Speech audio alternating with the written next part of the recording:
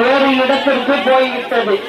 இந்த 5 ஆண்டுகளாக அம்மா ஆட்சியில் மின்மிகை மாநிலம், அதாவது திமுக ஆட்சியிலிருந்து போய் அம்மா ஆட்சி வந்ததோ, அப்போ அம்மா வந்த போது இருந்த தமிழகமா இருந்தது. இது திமுக எப்போ வந்தாலும் இந்த நிலைமை இருக்கும். அம்மா வந்த பிறகு 2011 வந்த பிறகு இது கேட்கறதுக்கே ஆள் இல்லாத மாதிரி இருக்கு. காரணம் என்ன அப்படின்னு சொன்னீங்கன்னா, நம்மகிட்ட இருக்கிற துரோகிகள் இருக்காங்கல்ல, 2 பேருமே கை வந்துட்டாங்க. உண்மை என்னன்னா அதான். ஏன்னா நான் கட்சிக்குள்ள போனாக்க வேற மாதிரி இருக்கும்.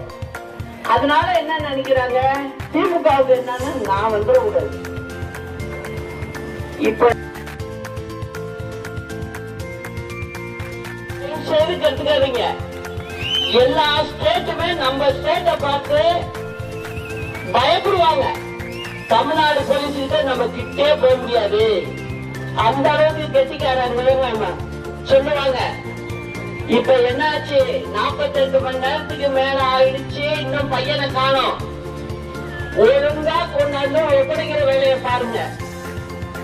நீங்க அரசாங்கத்துல சம்பளம் வாங்குறீங்க, யாரும் சொல்லையும் கேட்காதீங்க. அப்ப உங்களுக்கு திறமை இல்லைன்னா நீங்களே ஊர்ஜிதப்படுத்துற மாதிரி ஆகும். எப்படி போலீஸால இன்னும் பிடிக்க முடியல, அந்த பையன் எங்க இருக்காங்க அப்படிங்கறத உங்களால கண்டுபிடிக்க முடியலையா? அப்ப போலீஸும் சேர்ந்து செய்யறீங்களா? யாருக்கு உதவி செய்யறதுக்காக நீங்க செய்யறீங்க?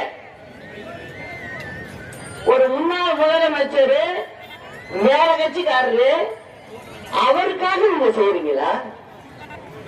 நீங்க எந்த கவர்மெண்ட்ல வேலை செய்யறீங்க? அப்ப என்ன கூட்டுத்தனமா பண்றீங்களா? எல்லாம் உங்களுக்கு பயம் இல்லைன்னா என்ன பண்ணணும், நேரடியா போட்டிக்குவா.